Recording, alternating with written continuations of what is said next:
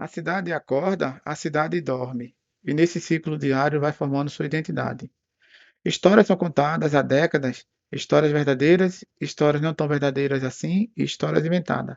Isso faz parte da formação de um povo, da sua cultura, do seu pensamento coletivo. Fui criado nessas ruas da cidade de Recife há 53 anos, na década de 70, e nesse período são contadas várias lendas e contos urbanos. São fios invisíveis que entrelaçam a psique humana, moldando o pensamento e a visão do mundo ao longo da vida.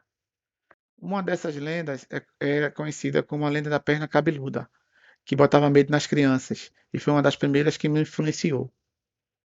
Normalmente as crianças, os adultos tinham muito medo de sair quando apareceu essa lenda da perna cabeluda. Ela se constituía numa perna, apenas a perna, cabeluda, né, cheia de pelos e cabelos, que atacava a pessoa com chutes terríveis. As pessoas chegavam até a dizer que eram atingidas pelo chute da perna cabeluda. E as pessoas tinham medo de sair na rua, com medo de ser atacada pela perna cabeluda. Aí todo mundo tinha medo da perna cabeluda. Todo mundo tinha medo de sair, porque dizia que ele aparecia geralmente num lugar mais ermo, num lugar mais escondido, numa estrada que não tinha asfalto, onde tinha muito muro e tinha pouca gente, ou no escuro, e ela aparecia. Aí as pessoas tinham medo de sair de casa. E eu creio que assim, muitas dessas coisas elas estão associadas aos pais que botavam medo das crianças para elas não sair de casa.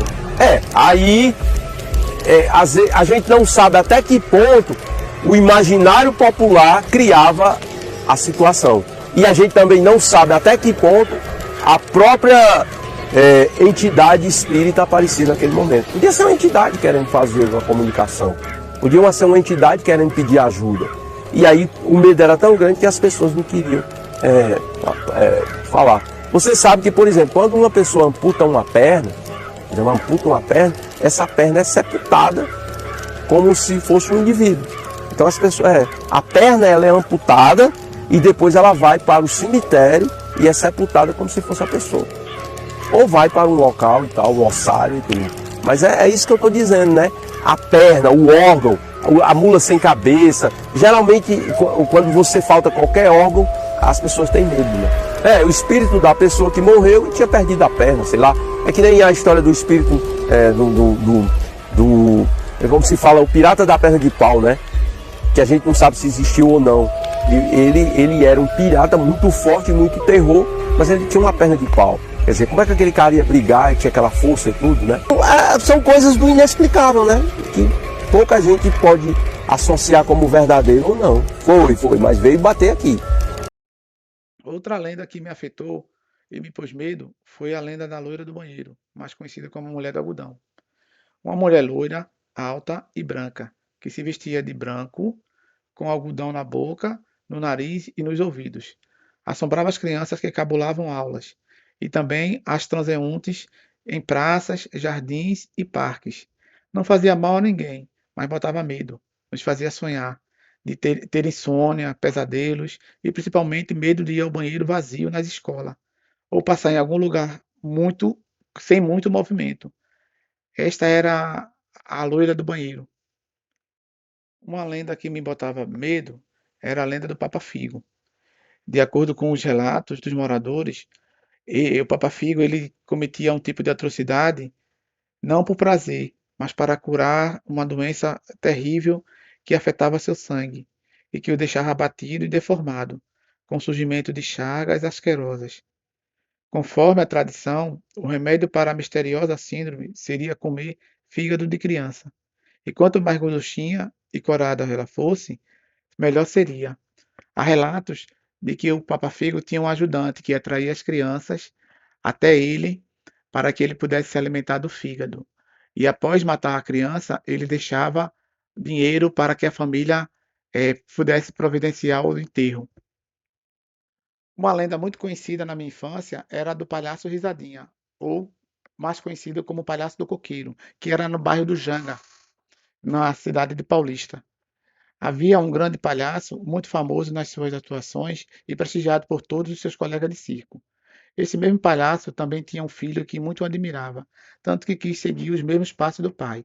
Contudo, o filho não teve sucesso esperado nos palcos e não conseguia fazer ninguém rir. Frustrado e muito abalado, o filho do grande palhaço enlouqueceu e fugiu do circo. Atormentado pelo triste destino, o jovem louco encontrou na lua minguante o único esboço de um sorriso que lhe ofertava de graça. Desde então, sempre que era lua cheia, ou seja, lua minguante, o palhaço subia em um coqueiro para admirar o grande sorriso lunar bem de perto.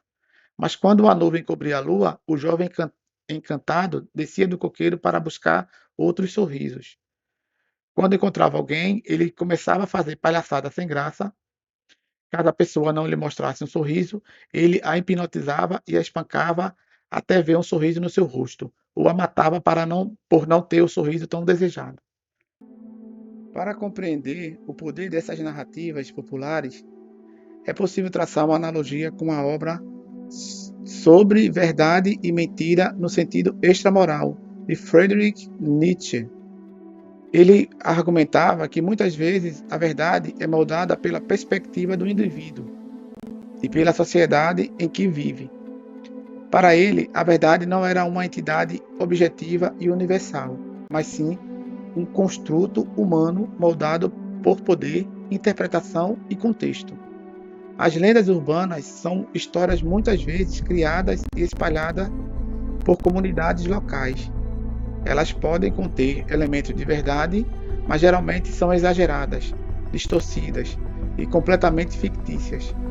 No entanto, essas lendas ainda são compartilhadas e acreditadas por algumas pessoas. Isso nos lembra que a verdade não é uma entidade absoluta e que as histórias podem ser moldadas pelo contexto cultural, pelas crenças pessoais e experiências individuais. De acordo com Nietzsche, a interpretação desempenha um papel crucial na determinação da verdade. As lendas urbanas ilustram como diferentes pessoas podem interpretar a mesma história de maneira diferente, dependendo de suas perspectivas individuais, e até mesmo contá-las da sua forma, fazendo com que a história mude com o passar do tempo, mas que não perca sua essência. Isso destaca a influência da subjetividade da nossa compreensão da verdade. Isso é para se pensar em relação ao que é verdade, o que habita no consciente coletivo das pessoas, principalmente das crianças dessa época. O que seria das lendas urbanas hoje em dia com o advento das redes sociais, da internet? Será que elas ficariam tão fortes como elas eram naquela época? É um caso a se pensar.